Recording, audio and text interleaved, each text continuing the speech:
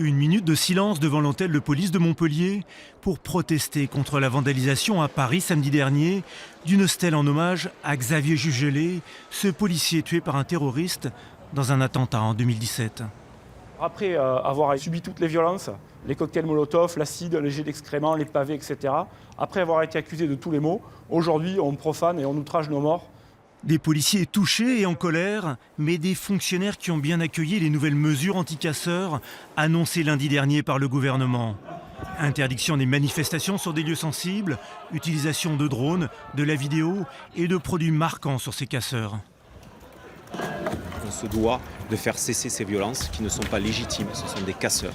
Donc ce sont des délits, et voire on peut avoir des tentatives de crime lorsqu'on vise avec des mortiers, des fonctionnaires de police ou des cocktails Molotov. Donc pour faire cesser l'infraction, il n'y a pas de 10 000 façons. La première façon qui est la bonne, c'est de signaliser les personnes avec de la peinture, des drones, les filmer. Et ensuite, lorsqu'on a les preuves légales, on interpelle.